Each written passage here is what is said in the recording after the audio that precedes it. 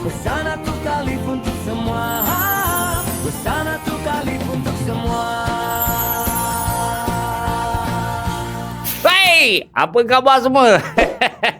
Apalah. Assalamualaikum warahmatullahi taala wabarakatuh. Cucu-cucu atuk. Biasalah setiap kali raya kita kan ambil gambar satu family. Atuk ada satu produk baru. Nama dia Video Boost 360.